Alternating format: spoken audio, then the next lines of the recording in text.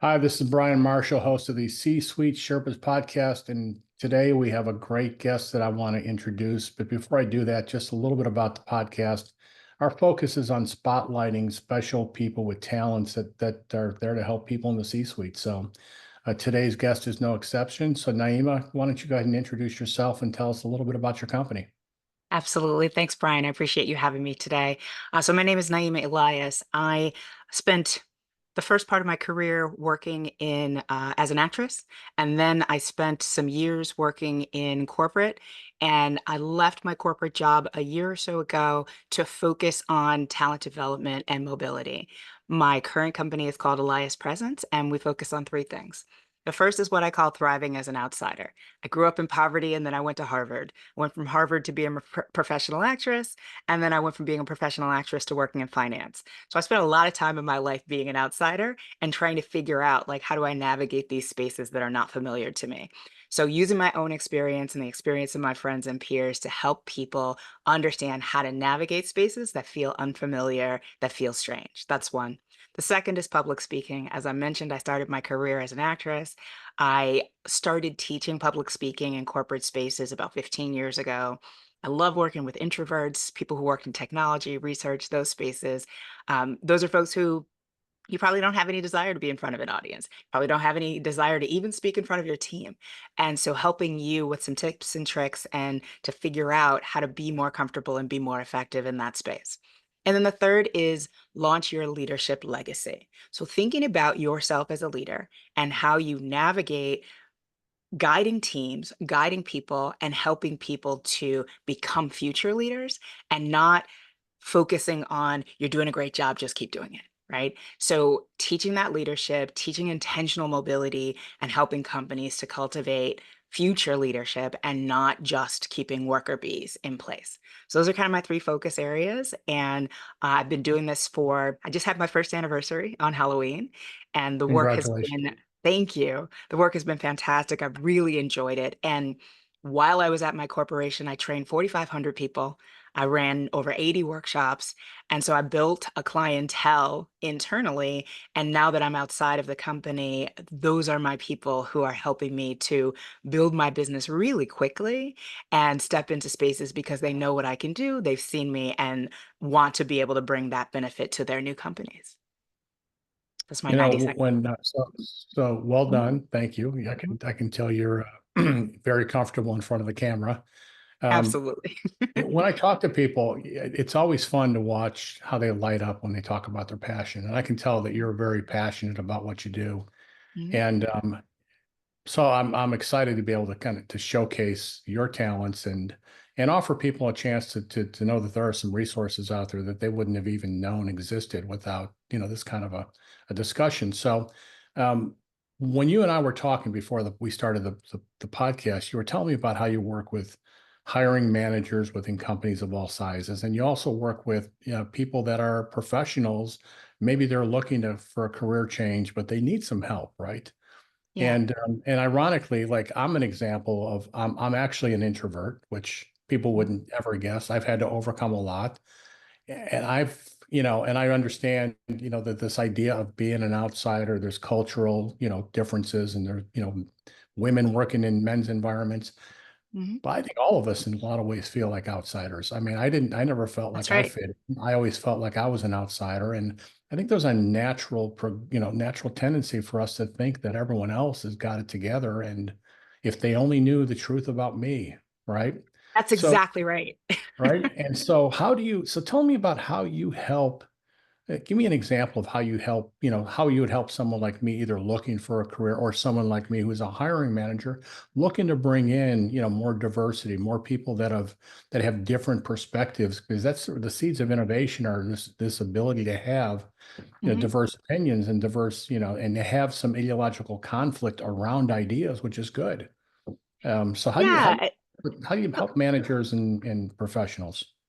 Yeah, so there's a number of different things that you just asked, right? And so we can think about the recruiting piece of it, and that's a specific challenge, right? Are we going to the right places to look for the candidates? Are you being intentional about recruiting at all kinds of universities or just, certain ones, right? If you're limited to certain spaces, then you're not necessarily going to attract, diverse talent. When you're thinking about professional organizations that you are sending information to, are you reaching out to professional organizations that gather people of color, that gather women, right? Where are the places that you're going to recruit? That's a place that, I can play, but it's not really my focus area, right? My focus area is once you have your team in place and you're thinking about how do I grow my team? How do I build my team? As a manager, you're most likely going to focus on the person who makes the most noise, right? So the extrovert on the team who's super comfortable, whose parents worked in the same industry, and who feel like this is their birthright. They're raising their hand, they're taking risks, they're asking for challenges, and those Right. people are going to move forward naturally, right? And they're constantly saying, "Hey, Brian, I can do this." And you're like, "Yeah, absolutely, you can. Go for it," right? But then you've got another person on your team who's an introvert and who is just like, "I just want to come to work and like do a really good job. And if I do a really good job, then I'll get a promotion or I'll get a new challenge." But as the manager, you're getting so much noise from that person who's the extrovert and who's really being intentional about their career that it's easy for you to overlook the introvert on your team. Right. So when I'm working with managers, I'm giving tools that are going to help you to be intentional about seeing what's happening within your team, um, creating opportunities for your introverts to speak up, to ask for what they need, to be able to vocalize their experiences, their skills, their accomplishments, and those kinds of things. So doing it in writing is one way, right? I have a manager check-in document that I've used for years that's sort of evolved. I use it as a manager, I use it as a direct. And one of the Right. elements of this document is the last section is accomplishments. And you start building that section on the first day after your annual review, and you add to it and add to it and add to it until your next review. So when you have your regular check-ins with your boss, your accomplishments are right there. And they can say, "So tell me about this," or like, "Talk to me about this milestone." So you, as the introvert, are giving your manager the content that they need to be able to talk with you about the accomplishments. And then as the manager, when you're not seeing enough content there, you can say, "Well, I know that you just closed such and you did it, under budget and under time. That should be on there. I know that you just volunteered to work on this project out in the world outside of the company. That should be on here," right? So as a manager, teaching your introverts how to fill that space and really talk about the work that they're doing. And so you're right. Everybody, I think, can identify as an outsider in some way. And the way you identify as an outsider informs the ways that you fail to thrive in corporate spaces, right? So Right. if you identify as an introvert, it's that you're not raising your hand and you're not speaking up.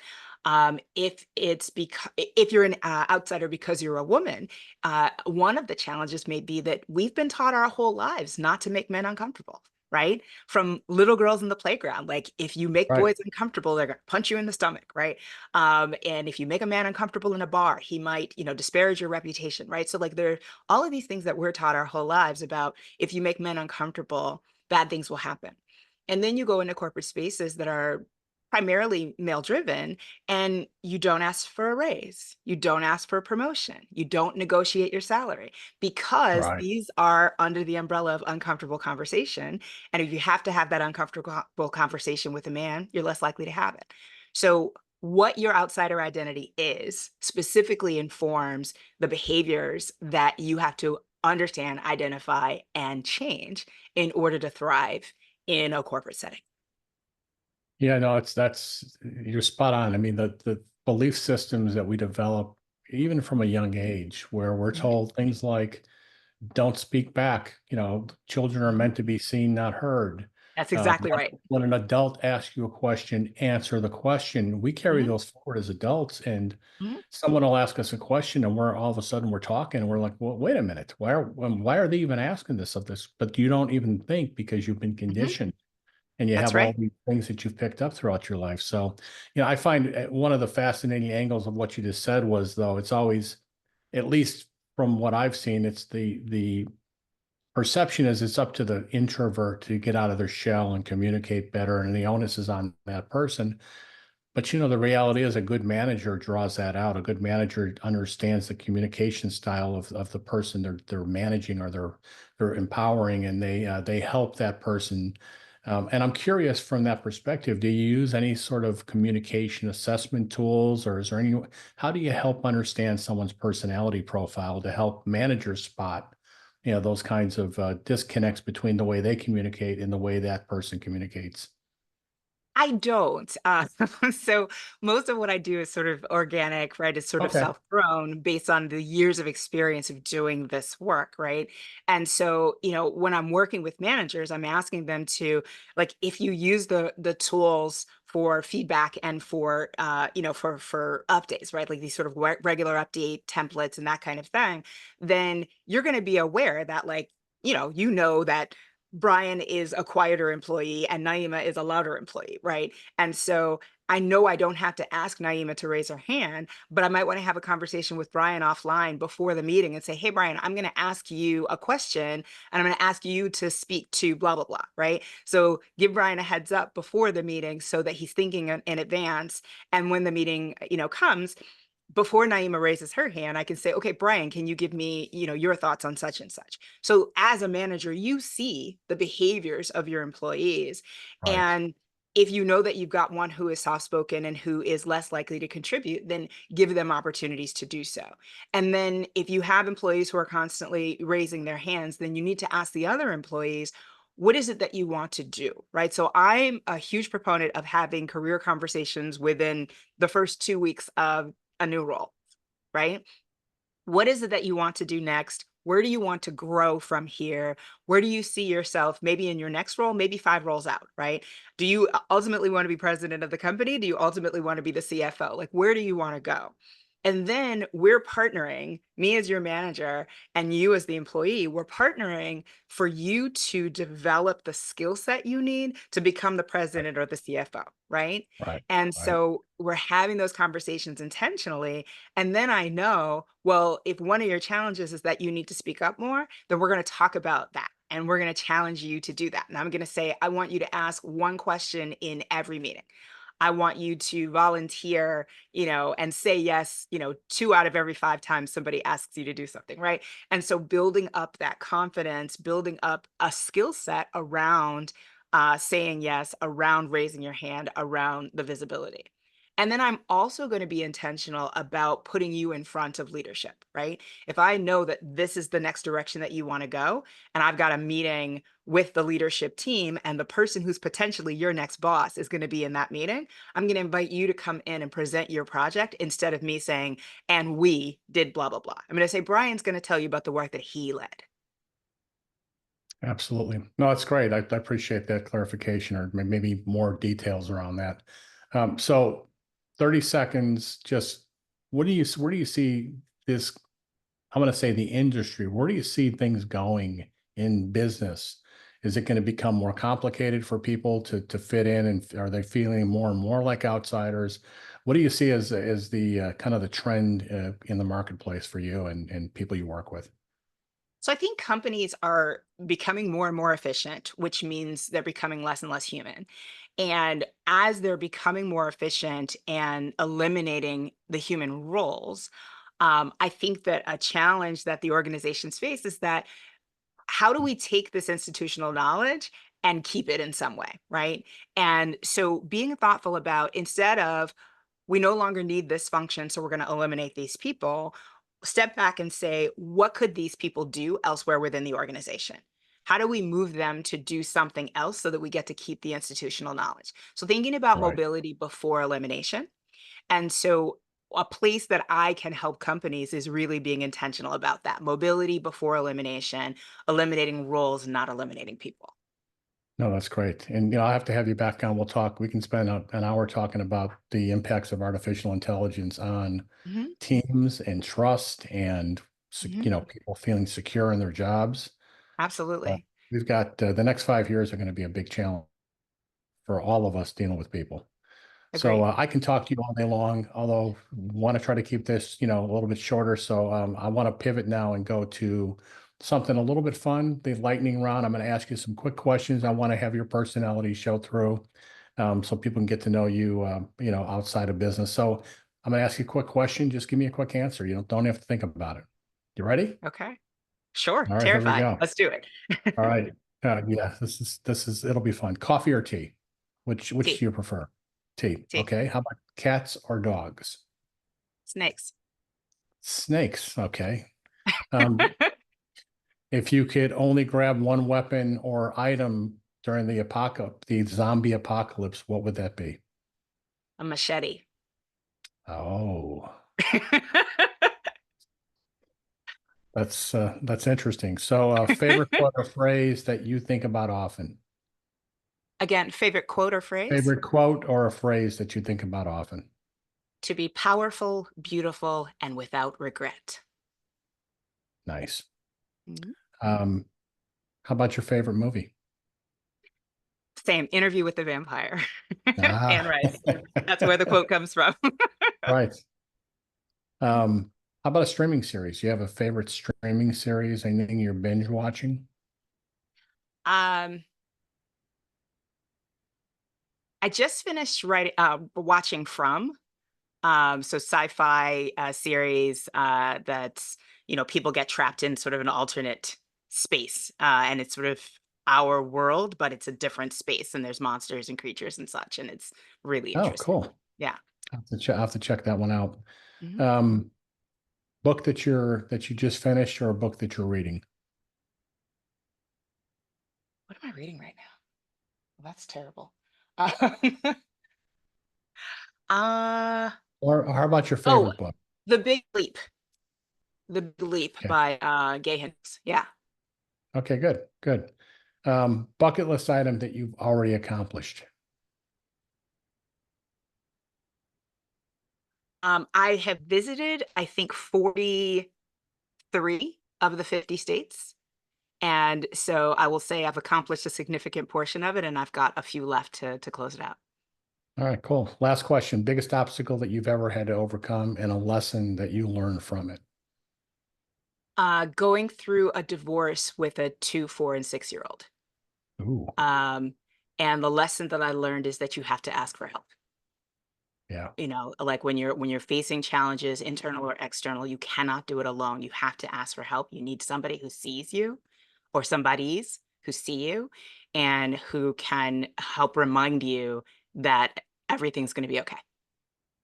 Yeah, that's a great lesson for all of us because we've been brought up to believe that only weak people ask for help, Mm. and actually courageous people ask for help. Yeah. And Yeah. that's I think that's a good all idea. of us, men and women. If we Mhm. ask for more help, our lives would be a whole lot better. That's And right. plus, you know what? The greatest joy in life is helping others, and we're depriving others of the joy of helping us. That's It's self. exactly right. Yeah, Yeah. no, that's awesome. Great lesson. Mhm. So, listen, last point, if someone's watching this thing, I really need to meet you and understand how we can work together. What's the best way for people to contact you? How can they get in touch with you? Absolutely. The best way to reach me is on LinkedIn. So Naeemah Elias, and I'm on there regularly. I'm posting and having conversations. So definitely reach out to me there and let me know that you want to play. I do one-on-one coaching. I come into companies and I help to kind of build greater leaders. And so wherever you feel like I fit and I make sense for your organization or for you personally, reach out to me on LinkedIn and we'll figure it out. All right, cool. So anybody watching this video, just go ahead and click on the details for this from the YouTube channel that this will be posted on, and we'll Mhm. have all your contact information in there so people can reach out to you. So listen, it's been a treat getting to know you just a little bit, and Mhm. I'd love to, continue the conversation with you. I appreciate your time today, and thanks for being on the podcast. Absolutely. Thanks for having me, Brian.